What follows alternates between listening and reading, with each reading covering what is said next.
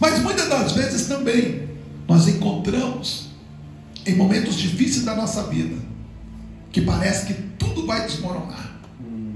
Mas a palavra de Deus para você é: Ele não está com você só nos momentos que você sorri. Ele não está do teu lado só no momento que tudo está dando certo. Ele é diferente do homem. O homem, quando tudo está bem, ele está do teu lado, ele é teu próximo, ele te abraça, ele está ali para desfrutar com você. Mas quando as coisas começam a dar errado, quando as coisas começam a ir ao contrário, quando tudo está perdido, quando às vezes nos encontramos até em momentos de desespero, todos se afastam. Mas o nosso Deus não. O nosso Deus é aquele que quando sorri com você, quando chora, Ele está lá do teu lado também, segurando as tuas mãos. E quando tudo parece que vai se afundar, Ele é aquele que te toma pelas mãos e te coloca sobre as águas, amém, sobre os problemas, sobre as lutas. Glória. Por isso, com Cristo, por mais que passamos por dificuldade, Ele nos faz andar por cima dos problemas. Não que os problemas não existirão, os problemas continuarão existindo, mas Ele nos dá a capacidade de passar por cima deles. Por isso, a canção que vamos estar cantando é Sobre as Águas.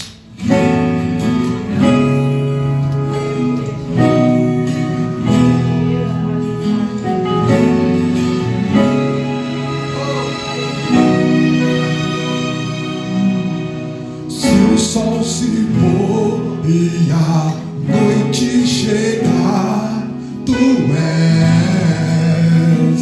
quem me guia.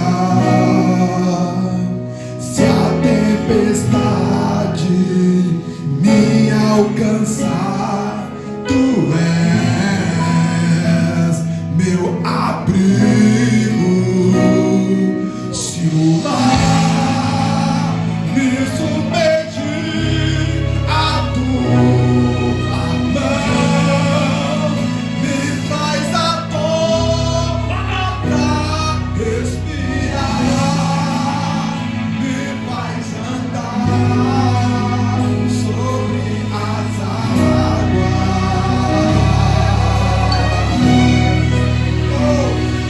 Tu és o Deus da minha salvação, és o meu nome, minha paixão, minha canção e o meu louvor. Será que você pode adorar comigo e dizer: se o sol se pôr e a noite chegar, Tu és quem me guia. E se a tempestade? Se a tempestade me alcançar, Tu és meu abrigo. Se o mar me submergir, a Tua mão me traz sabor pra respirar, me faz andar por cima da luta, sobre as águas. Tu és, Senhor, o Deus da nossa salvação. Tu és o Deus da minha salvação, és o meu nome, minha paixão, minha canção e o meu louvor. Os adoradores, será que pode adorar comigo nesta manhã e dizer: Aleluia? Adore, adore, adore. Aleluia. Diga: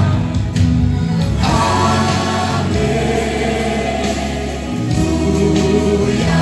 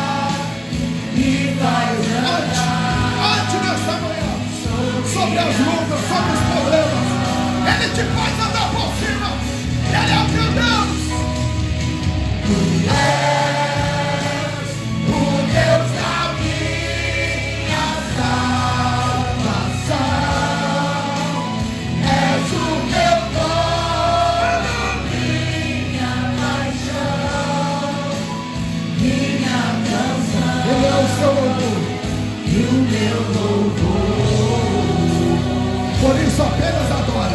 Apenas adore, apenas adore. Glória a Deus. É só adorar, é só adorar.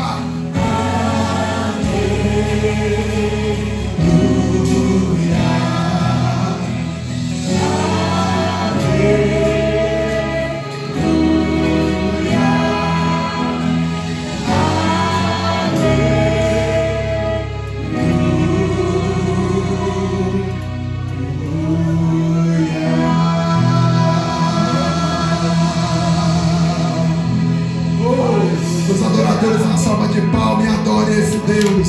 Aleluia! Glória a Deus.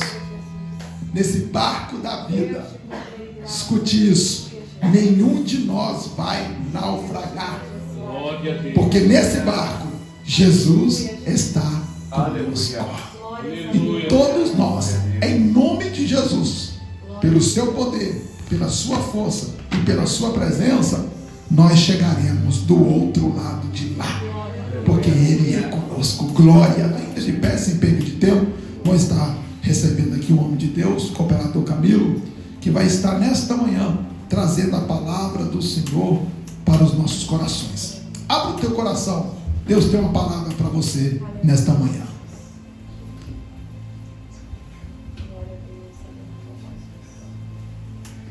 Quero cumprimentar a todos com a paz do Senhor Jesus, amém? Uma enorme alegria estar juntamente com os amados irmãos, mais uma vez, para junto prestarmos o nosso culto de adoração ao nosso Deus. É uma alegria muito bom poder prestar um culto de adoração a Deus e saber que o mesmo Deus está recebendo nos céus, porque a presença dele já se é manifestada no nosso meio, amém? O livro de Apocalipse não é um livro muito difícil de se achar. É o último livro da Bíblia, capítulo 2, e a partir do versículo 1, amém? Glória a Deus, maravilha.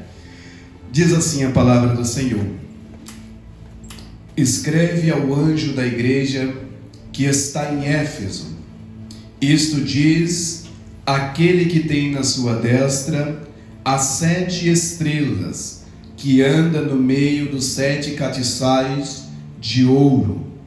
Eu sei as tuas obras, e o teu trabalho, e a tua paciência, e que não podes sofrer os maus, e puseste à prova os que dizem ser apóstolos e o não são, e tu os achastes mentirosos, e sofrestes e tens paciência, e trabalhaste pelo meu nome, e não te cansaste. Tenho, porém, contra ti, que deixastes a tua primeira caridade. Lembra-te, pois, de onde caíste, e arrependa-te, e pratica as primeiras obras. Quando não, brevemente a ti virei, e tirarei do seu lugar o teu castiçal, se não te arrependeres. Tens, porém, isto, que aborrece as obras dos nicolaítas, os quais eu também aborreço. Quem tem ouvidos, ouça o que o Espírito diz às igrejas. Ao que vencer, dar-lhe-ei a comer da árvore da vida, que está no meio do paraíso de Deus. Amém? Louvado seja o nome do nosso Senhor Jesus. Amém? Podemos assentar, glorificando ao nome do nosso Deus. Meus queridos, esta manhã, do qual nos encontramos na presença do Senhor, nos encontramos alegres porque Deus, Ele é muito bom. A bondade de Deus, ela é manifesta em nossas vidas por todos os dias.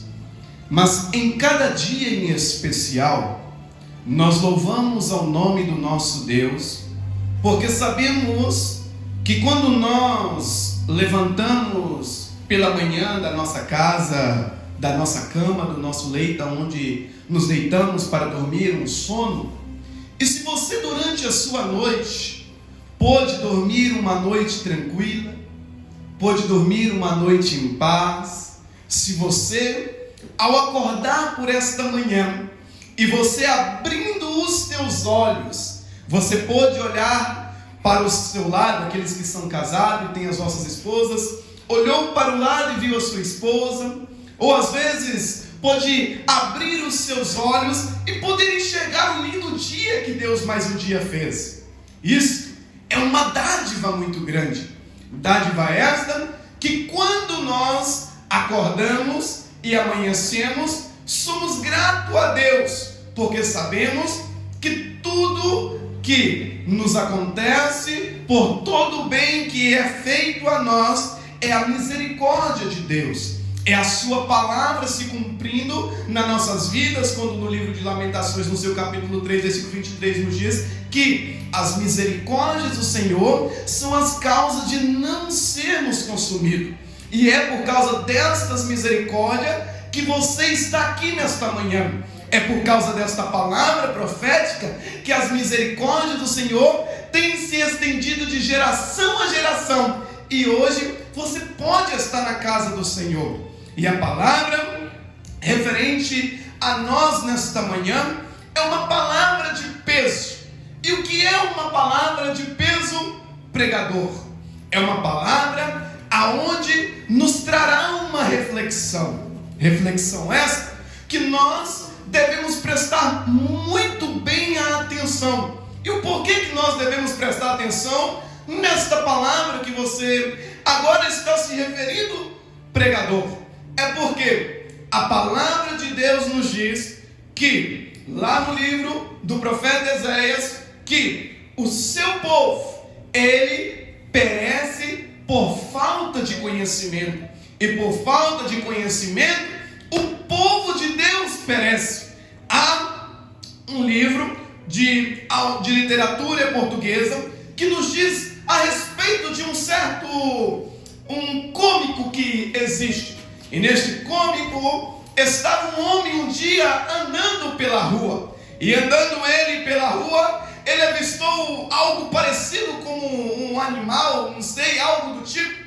E ele logo olhou e falou: o que é aquilo ali que está acontecendo? Ele olhou e se admirou, porque as pessoas passavam e tiravam algo do bolso e tirava talvez um pedaço de pão ou dinheiro, não sei. E ele se admirou: nossa, mas como pode alguém pegar, ou aquele animal pegar e consumir sem examinar, sem nada? Aí quando ele parou e chegou mais perto e olhou, ele disse: uai, não é um animal, é um homem. Mas o que está acontecendo? Então ele parou e observou e pensou: às vezes nós somos como este homem, parecidos como animais, que vem o alimento para nós, não examinamos se aquele alimento faz bem para nós ou se não trará males para nós, e logo comemos e devoramos sem saber o efeito que trará a nós. Por isso, o alerta de Deus: examinai as Escrituras, examinai a palavra. Por quê? Examinando a palavra de Deus e conhecendo a palavra de Deus, você não será enganado. Mas agora estamos diante de um texto aonde a riqueza do conhecimento é muito grande. Irá nos falar a respeito de um certo homem que era discípulo de Jesus. E este homem se chamava João, o apóstolo. E este tal João apóstolo, a história, ela vem nos dizer, quando não vem nos referir, quando Jesus, após a sua morte e após a sua ressurreição, quando lá no livro de João, no seu capítulo de número 21, a partir do versículo 15, irá nos dizer que Jesus, ele irá interrogar um dos seus discípulos. Quem era esse discípulo? Pedro. Jesus irá interrogar Pedro. E nós sabemos bem a história, que Jesus, antes de ser traído por um dos seus discípulos por nome de Judas, ele avisou a Pedro que Pedro negaria ele. Mas Pedro disse: não, Senhor, eu jamais te negaria, eu jamais te deixaria. Mas Pedro, sendo avisado, e posteriormente, quando o galo cantou, ele se lembrou, mas já era tarde, pois já havia negado o nome de Jesus por 3 vezes. Mas agora, diante desse interrogatório, Jesus irá se apresentar aos seus discípulos e interrogar a Pedro, dizendo a Pedro as seguintes palavras: Pedro, você me ama? E Pedro irá olhar para Jesus e dizer: sim, mestre, eu te amo. E Jesus disse para Pedro: apacenta as minhas ovelhas. E novamente Jesus irá perguntar para Pedro: Pedro, você me ama? E Pedro irá olhar novamente para o mestre e dizer: sim, mestre, eu te amo.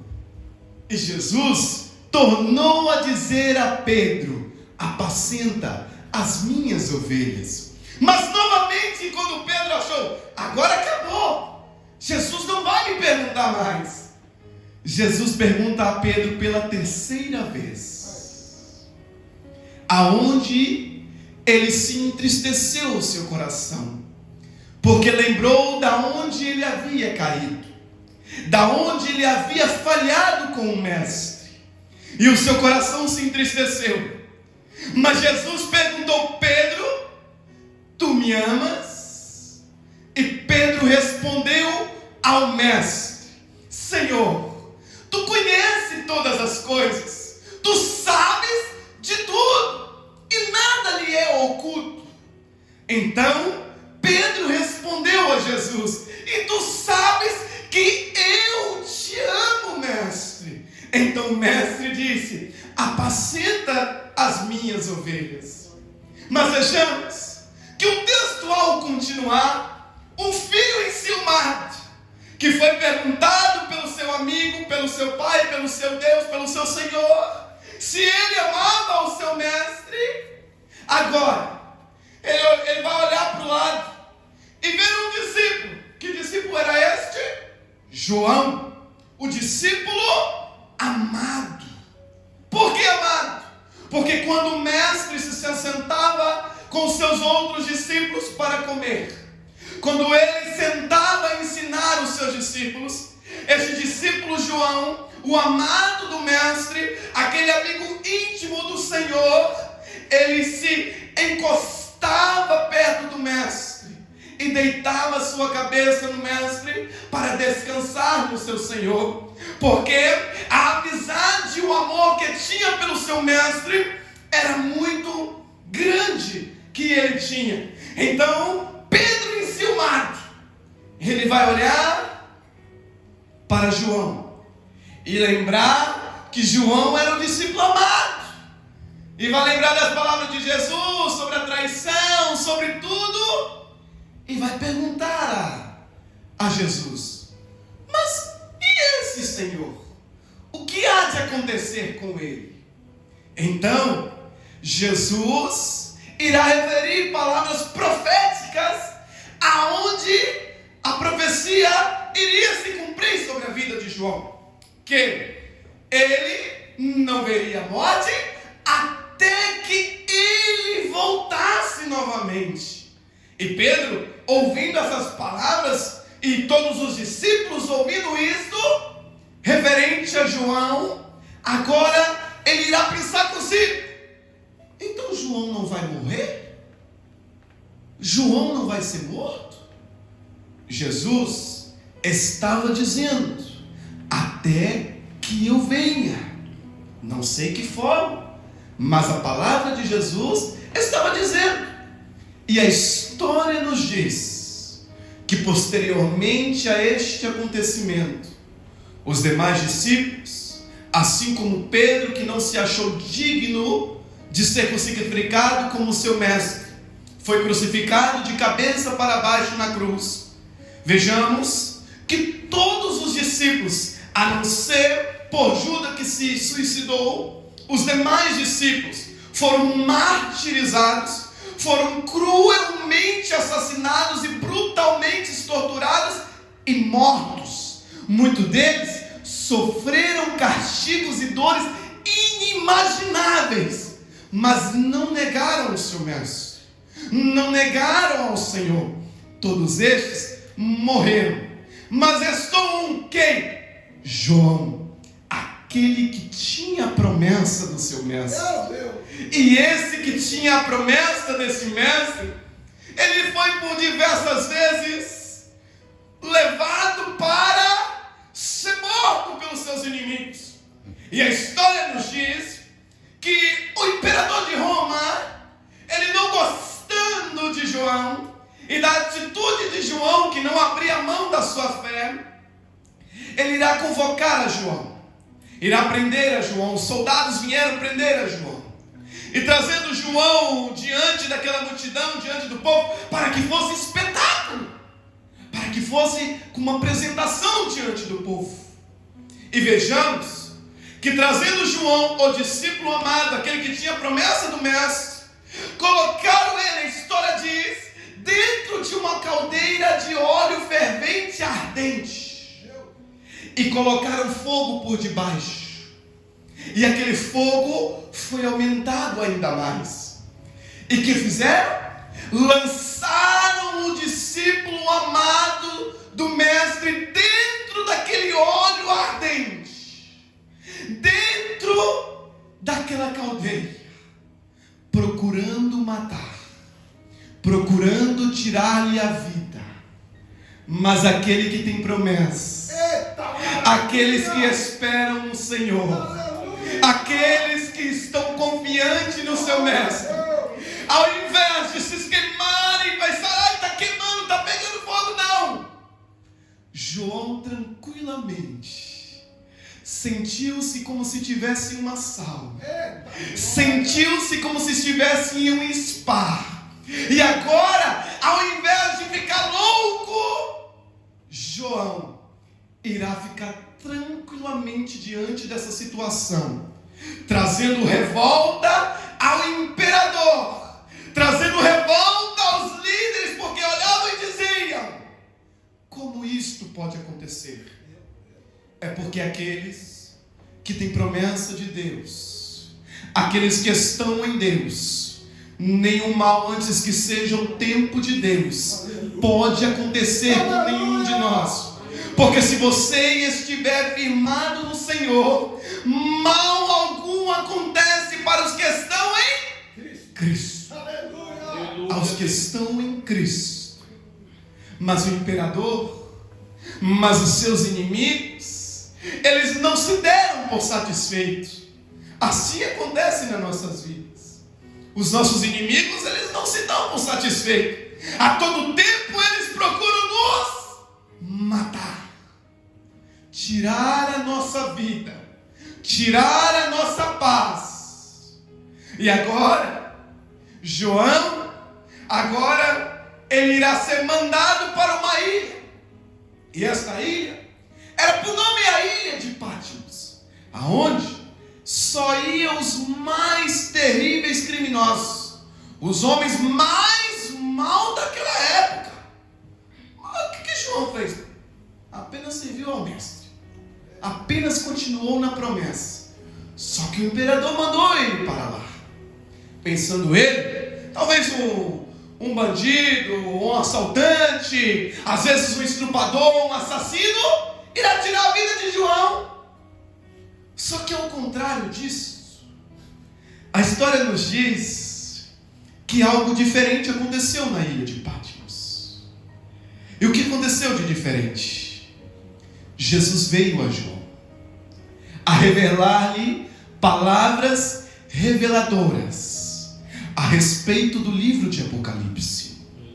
E essas palavras reveladoras e fortíssimas traziam revelações de acontecimentos que iriam acontecer, mas no final de todas essas coisas, Deus tinha uma promessa ainda maior para aqueles que permanecessem fiéis.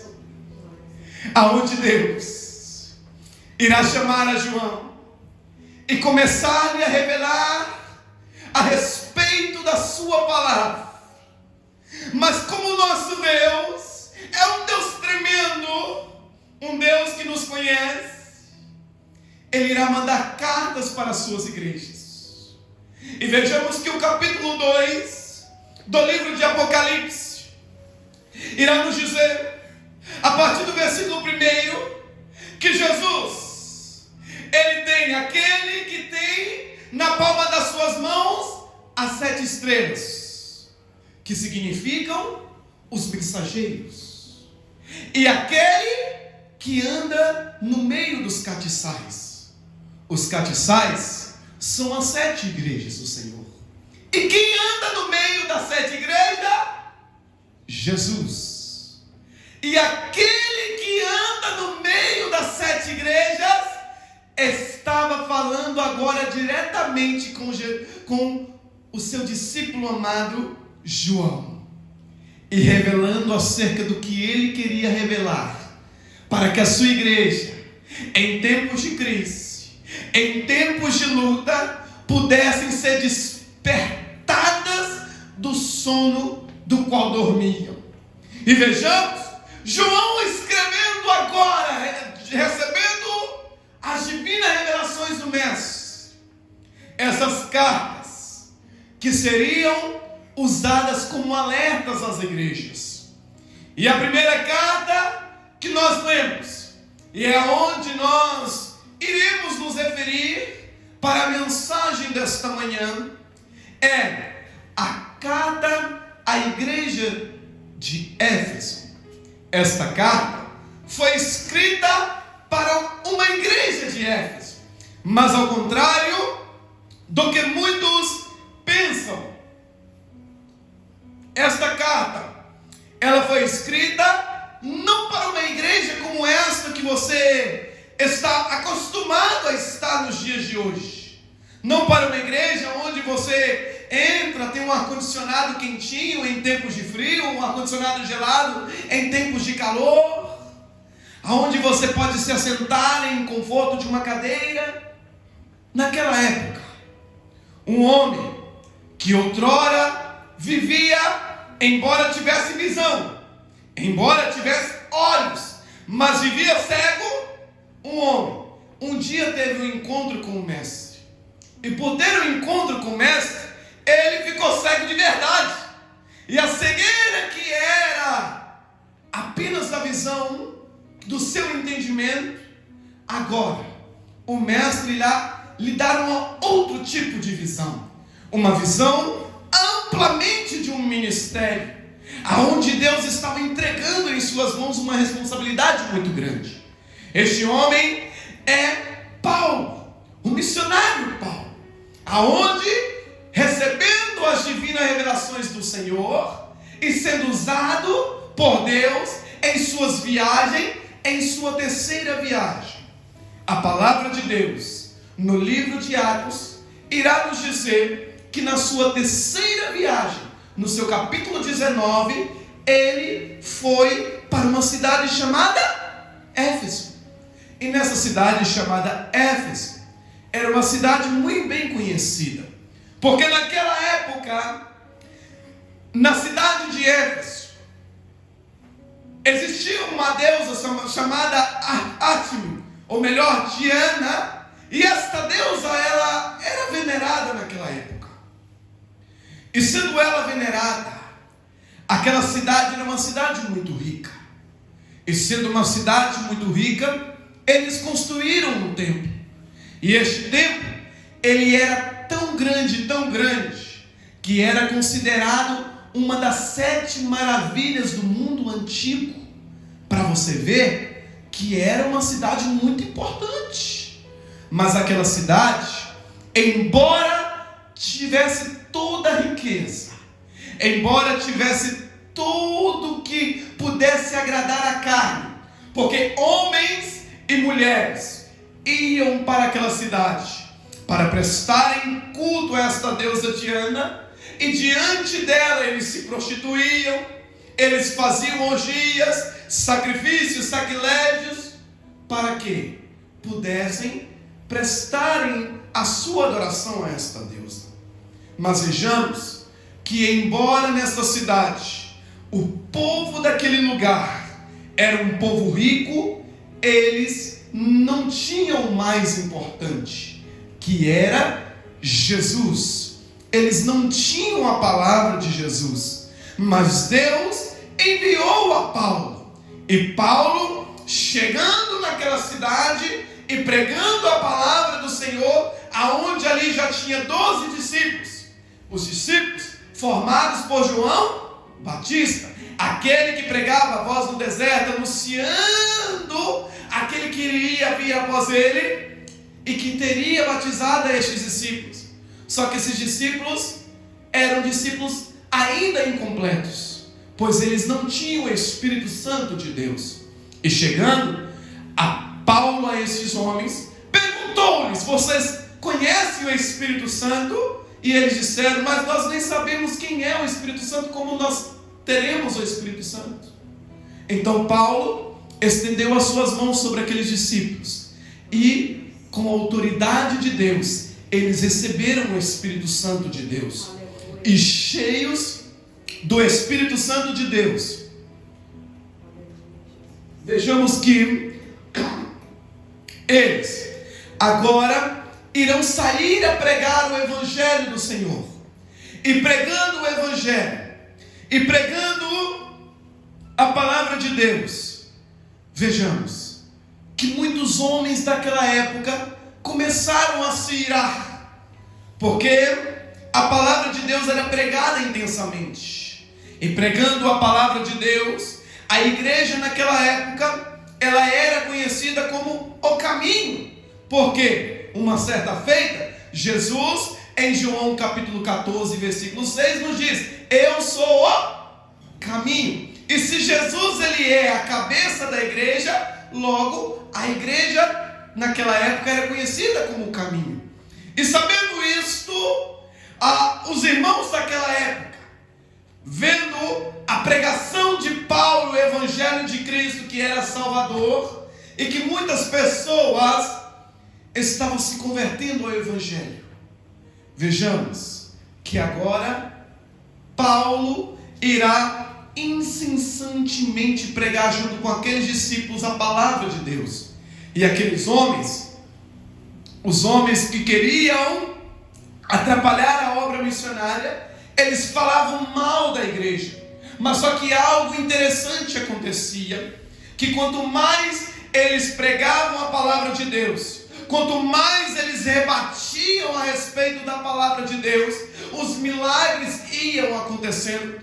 Porque a palavra de Deus irá nos dizer que, quando Paulo pregava, homens vinham e tiravam o lenço de Paulo e levavam o lenço de Paulo, e aonde tinha uma pessoa enferma, colocava o lenço sobre aquela pessoa e ela era curada instantaneamente. Aleluia. A palavra de Deus nos diz que quando eles tiravam os lençóis de Paulo e colocavam sobre as pessoas que tinham espírito maligno, aquelas pessoas eram libertas instantaneamente.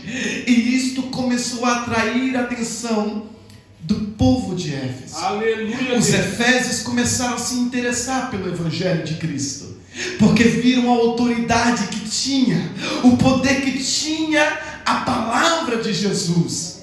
Mas agora, vejamos, existia naquele lugar alguns homens que tiravam proveito dessa situação. E esses homens, filhos de cevada, eles vinham e usavam o nome de todos os deuses que eles conheciam para fazer a mesma coisa que Paulo fazia. Aí ele chegava e dizia: eu te curo em nome de Deus a tal, em nome de Deus a tal, em nome de fulano de tal, e em nome de Jesus também. E usava o nome de Jesus, porque viam os milagres que Paulo fazia em o nome de Jesus. Só que a palavra de Deus irá nos dizer que o espírito maligno que estava nas pessoas endemoniadas olhavam para aqueles homens e diziam para eles: eu conheço Jesus, eu conheço também o servo dele, Paulo, mas e vocês, quem são? E a palavra de Deus nos diz que aqueles homens endemoniados, eles pulavam sobre aqueles homens e os agrediam. E isso chamou ainda mais a atenção da cidade e do povo de Éfeso, aonde se convertiu ao Evangelho, aonde havia salvação e libertação. E o Evangelho foi pregado naquela cidade, embora uma cidade onde a orgia e a idolatria era muito grande, mas o Evangelho foi constituído, a palavra foi constituída. A base da igreja de Efésios era uma base muito forte, porque durante 2 anos Paulo esteve ali admoestando-os e ensinando acerca da palavra do Senhor. Aleluia. E eles tiveram fé e eles creram no Senhor. E Deus, aqui no livro de Apocalipse, ele vem falar, depois de 40 anos que se passou, esta mensagem e esta passagem. Por quê? Porque os homens de antigamente, os primeiros cristãos que vieram naquela obra, que receberam a palavra do mestre, que se converteram, muitos deles agora já haviam morrido. E a palavra de Deus irá nos dizer que agora, durante um tempo, uma nova geração ia se erguendo. Agora, o Senhor vem revelar essas palavras a João para que escrevesse a igreja de Éfeso. E o que Deus disse? Eu sei as tuas obras, eu sei o seu trabalho. Deus, Jesus, aquele que anda no meio dos 7 castiçais. Quando nós pensamos que Deus não nos conhece, e quando pensamos que Deus não nos vê, a palavra dele vem nos mostrar muito ao contrário do que nós pensamos. Porque ele nos mostra, embora em um tempo aonde já não se vê muito mais milagres como antigamente, em um tempo aonde você pode olhar bem e já não se vê mais pessoas se convertendo a Jesus, se convertendo ao Evangelho. E se às vezes se convertem, andam de qualquer maneira.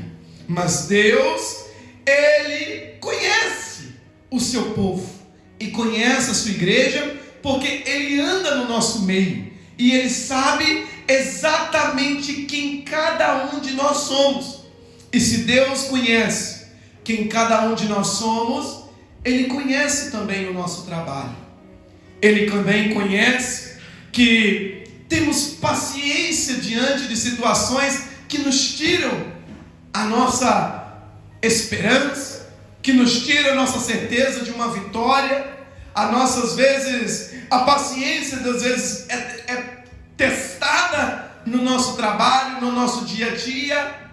Mas Deus, ele tem nos sondado e nos conhecido, e sabe exatamente como nós somos. E a esta igreja ele disse que eles não suportavam aqueles que eram maus, as pessoas que praticavam as maldades, e que pusessem à prova aqueles que diziam que eram apóstolos, porque naquela época, porque o Evangelho era pregado, os milagres eram feitos, o Evangelho sendo pregado, muitos queriam dizer que eram também discípulos, que eram também apóstolos, mas tudo isso para que obtivessem ali eles proveito próprio. E tendo eles esta mentalidade, agora a igreja de Éfeso, a antiga igreja de Éfeso, ela colocou à prova todos esses apóstolos que diziam ser, mas não eram, e achaste eles mentirosos.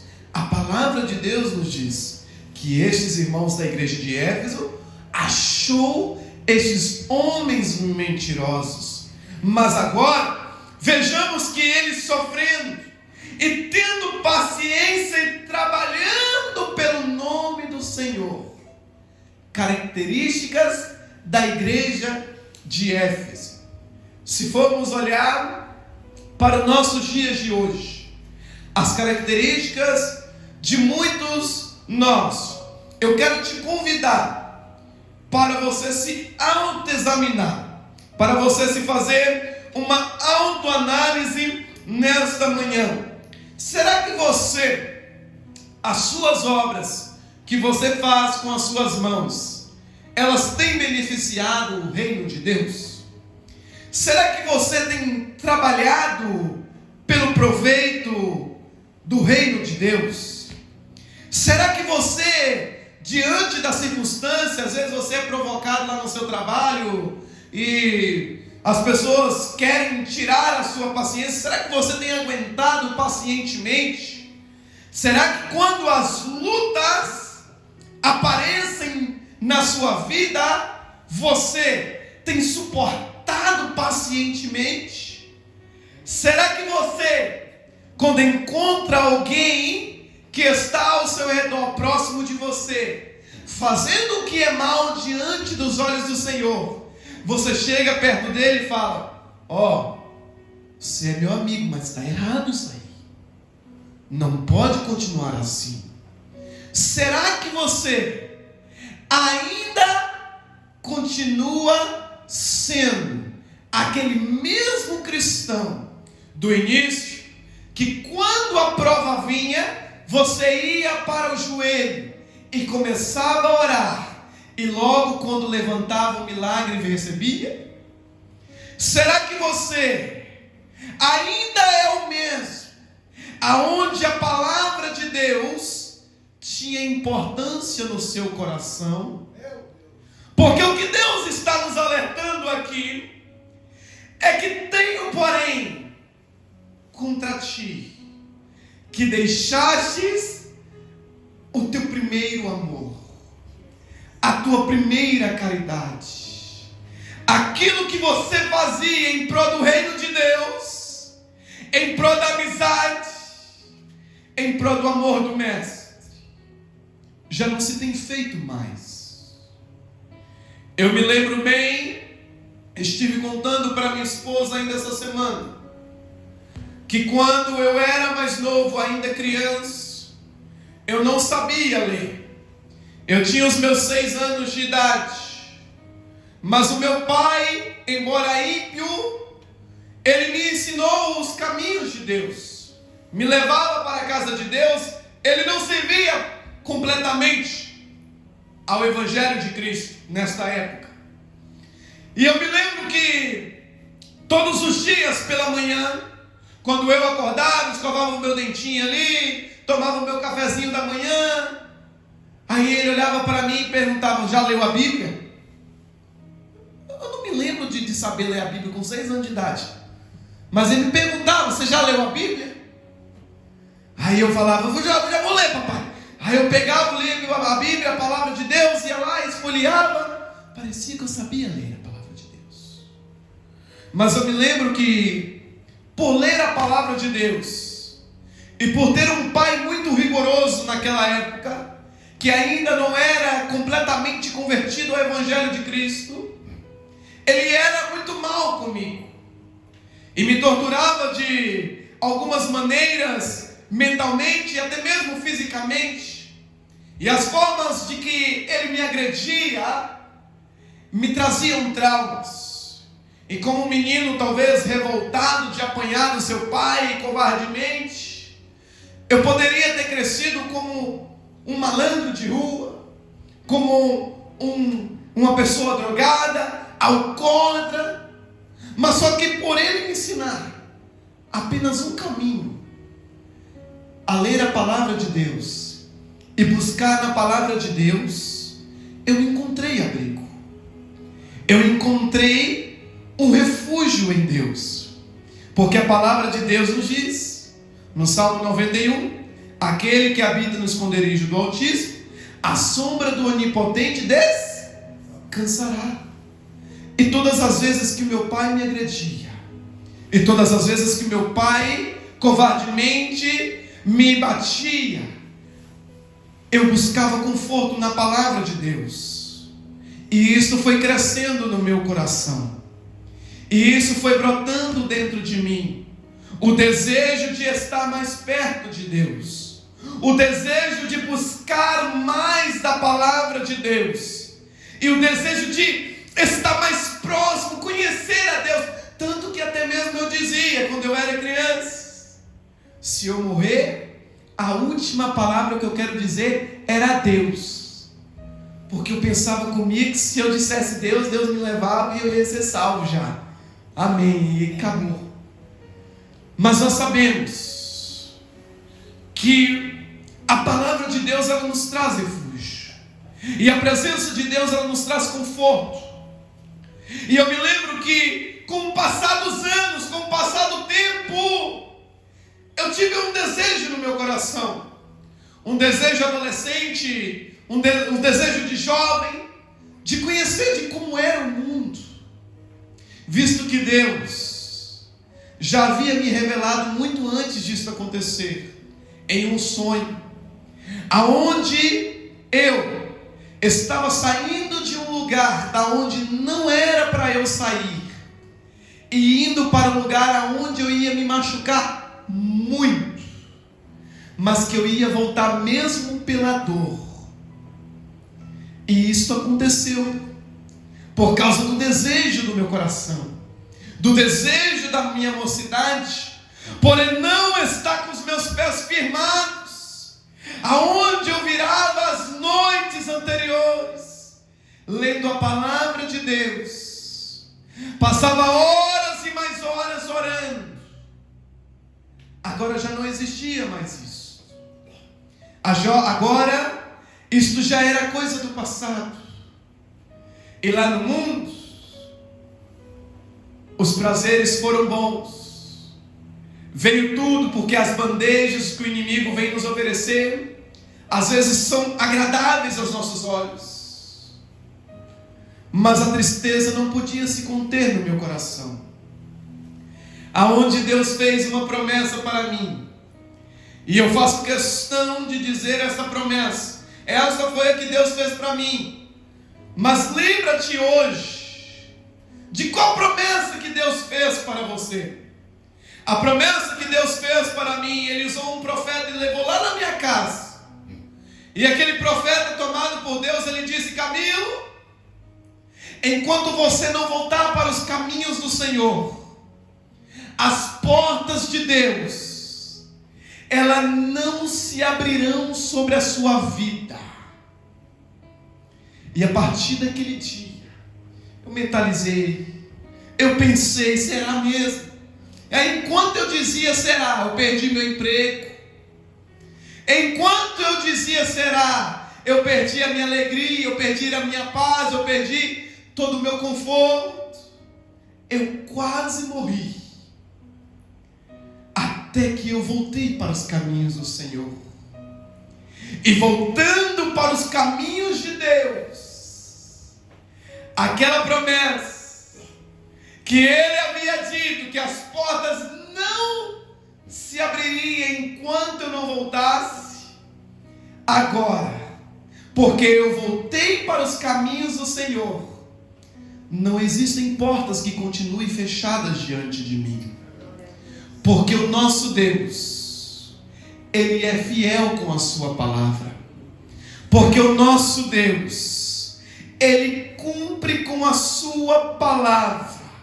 Por isto Ele nos diz, para você que está me ouvindo hoje, lembra-te da onde caíste e arrependa-te. Mas irmão, você está no meio de crentes, você está no meio de pessoas que estão dentro da igreja, pessoas que já estão no caminho. Mas se você observar bem, Deus estava dizendo, era para a igreja dele. Ele não estava dizendo para o desviado que estava lá fora. Ele estava falando para membros como você que está sentado aqui hoje. Ele estava falando para pessoas igual você. Só que o que aconteceu? Com o tempo sendo cristão, meu irmão, você se adaptou. Você se acostumou, você se acomodou. E porque você se acomodou, e porque você deixou de praticar as obras antigas, o seu amor se esfriou. E como que eu sei que o meu amor se esfriou? É quando eu ouço palavra como essa, e na minha alma eu não sinto temor. É quando eu ouço palavras como essa, e eu não consigo enxergar o meu erro, eu não consigo enxergar a minha falha, eu não consigo enxergar que o caminho que eu estou caminhando não é o caminho que Deus mandou que eu andasse. É quando você pensa que você consegue enxergar, mas você, tendo olhos, você está cego, e você já não tem mais visão. Infelizmente, a igreja de Éfeso já estava sendo uma igreja cega, assim como a igreja dos dias de hoje tem fechado seus olhos, e muitas das vezes pensando apenas no poder monetário, na aquisição que podem adquirir, eles aceitam em seus púlpitos homens que não têm compromisso com Deus. Eles aceitam em seu templo pessoas como estão desviadas, drogadas, pessoas homossexuais. Mas, irmão, essas pessoas não são para vir para a igreja para receber uma palavra de transformação. Veja bem que não estou dizendo a respeito das pessoas, mas sim sobre a tolerância, sobre o pecado dessas pessoas. Enquanto nós fecharmos os nossos olhos para tolerar o pecado dentro da igreja e não se arrepender do mal, a presença de Deus não estará no nosso meio.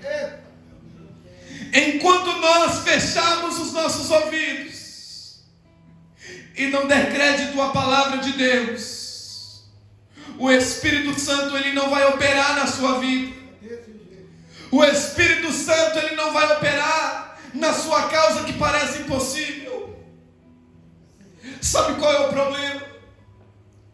O problema é que nós estamos tão acostumados. Domingo de manhã, 10 horas da manhã, eu tenho que estar lá na igreja.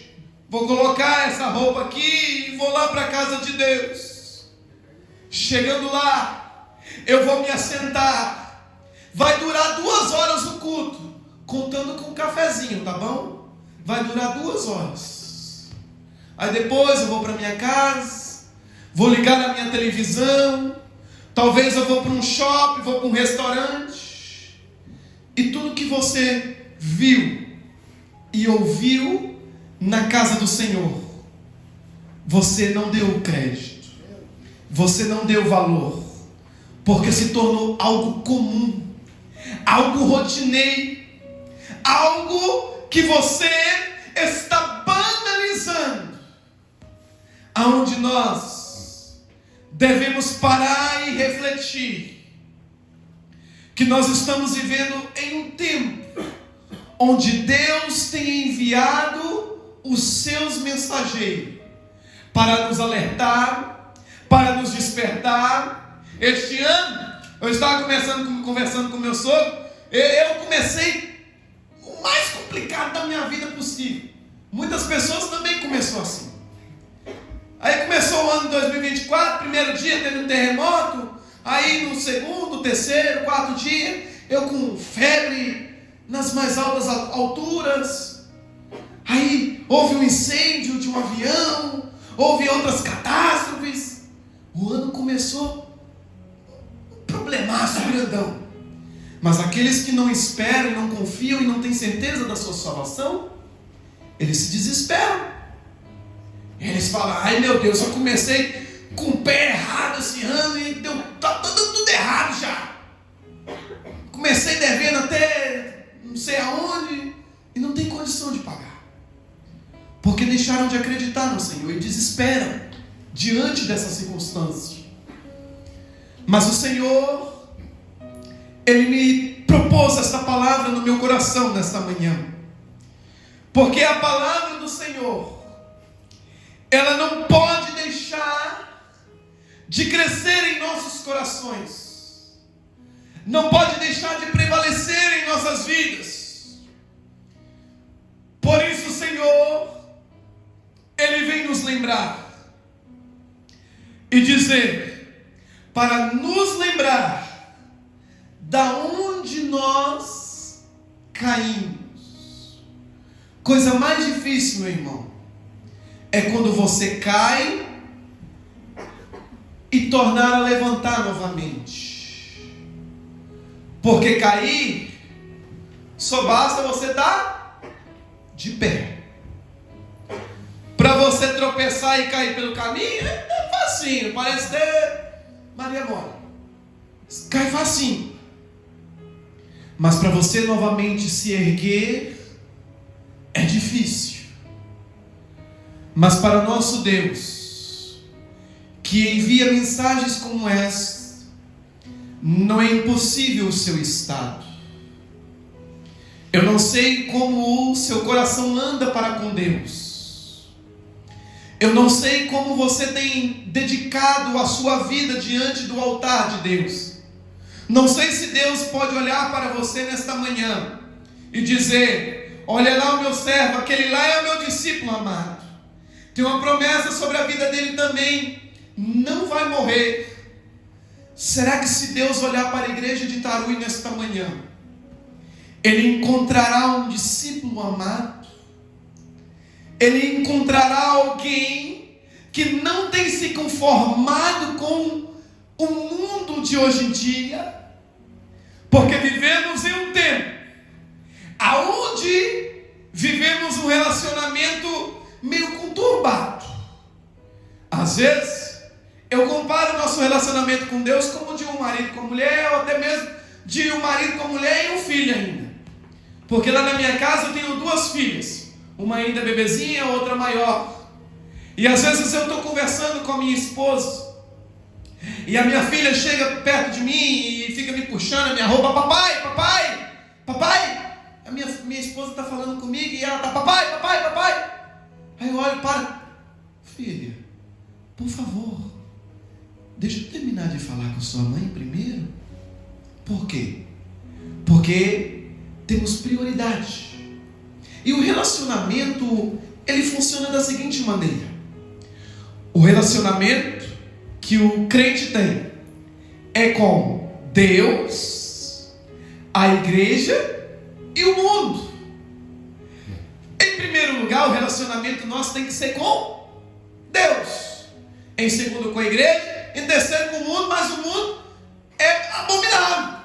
Tudo que deixa o mundo é para fora. Não existe o mundo. Só que as coisas estão invertidas hoje em dia. Primeiro vem o mundo, depois talvez venha a igreja apenas por visitar, só para ir, né, na igreja. Aí por último, se restar um tempo, eu vou buscar a Deus. Eu vou clamar ao nome do Senhor. Um relacionamento. Se eu parar de conversar com minha esposa para dar atenção à minha filha, a minha esposa irá ficar chateada comigo. A minha filha, ela sabe esperar, ela sabe aguardar, mas a mãe não. A mãe é a mulher que Deus me deu, é a esposa que Deus me entregou, senão a mãe das minhas filhas. Assim é o nosso relacionamento com Deus. Se você der mais prioridade às coisas do mundo, der mais prioridade às coisas que estão fora, você acaba desagradando a Deus. Mas se você começar a agradar a Deus, a querer a Deus em primeiro lugar, você automaticamente irá desprezar as coisas do mundo. Porque Jesus mesmo disse: ou você amará a Deus ou amará Mamon. Você ama mais a Deus ou você ama o mundo? Não tem como nós permanecermos com o pé na igreja e outro lá fora. Deus, Ele nos quer por inteiro. Então Ele nos traz uma palavra de reflexão. Lembra-te da onde você caiu. Chega de vir à casa de Deus e de não cumprir o que Romanos 12:1 diz, oferecendo ao Senhor um sacrifício vivo, suave e agradável, apresentando-se ao Senhor como um sacrifício a Ele. Chega de vir para a casa de Deus e de não mais deixar a palavra o transformar, porque a palavra do Senhor, ela nos lembra da onde nós caímos, para que nós possamos nos arrepender, para que nós possamos voltar atrás e para que o Senhor possa cumprir a sua promessa sobre a nossa vida. Quem tem ouvidos, ouça o que o Espírito diz às igrejas. E ao que vencer, dar-lhe-ei de comer da árvore da vida, que está no meio do paraíso de Deus. O que será se Jesus voltar hoje e o seu coração, veja que você está olhando para mim neste momento, e o seu coração eu não consigo enxergar, mas Deus conhece o seu coração e Ele enxerga e vê.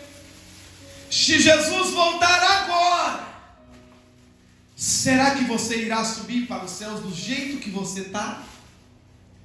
Será que a sua casa, a sua família será salva do jeito que você se encontra? A palavra é dura, mas a palavra de arrependimento traz salvação para nós. Aleluia! Uma palavra que nos alerta sobre os nossos pecados, sobre o nosso erro, sobre onde nós caímos, nos traz vida novamente. Porque enquanto você não se arrepender, você vive como pessoa morta. Você vive como morto. E o Espírito Santo de Deus não opera na sua vida. Mas se você declarar hoje, se você se arrepender hoje dos teus maus caminhos, se você se lembrar da onde você falhou, por mais impossível e difícil que seja, Deus, Ele está aqui nesta manhã, porque Ele tem salvação para você, porque Ele tem libertação para a sua casa, para a sua vida, para a sua família, porque o Senhor, Ele quer que você volte ao primeiro amor, aonde você dava importância ao Espírito Santo de Deus, aonde você dava importância à palavra de Deus, aonde você colocava o reino de Deus como prioridade na sua vida. Quero te convidar a estar de pé nessa manhã. Deus propôs essa palavra no meu coração, e o Senhor, Ele tem me mostrado o quanto nós devemos voltar ao primeiro amor, porque foi lido no livro de 1 Coríntios, no capítulo 13, na palavra introdutória que a nossa pastora nos trouxe no último domingo, e nos finais dos versículos nos dizia: existem a fé, a esperança e o amor. Só que embora a fé, ela te faça crer naquilo que você não possa ver, e a esperança te faça esperar naquilo que você não vê também, porque como esperaremos aquilo que vemos? Se esperamos é porque não vemos, então logo esperamos. Só que embora você tenha fé, você tenha esperança, mas sem o amor você é um crente incompleto, você é alguém incompleto. O que Deus está te alertando nesta manhã: volte ao primeiro amor. Volte a praticar as primeiras obras. Se volte ao Senhor, porque Deus tem algo grande na sua vida. Ele te prometeu: vem comer da árvore da vida, da salvação, vem adentrar no meu paraíso, que eu tenho reservado para vós. Algo grande, coisas firmes, que ainda não nos foram reveladas. Quantos recebem essa palavra em nome de Jesus? Amém? Glórias ao nome do Senhor Jesus.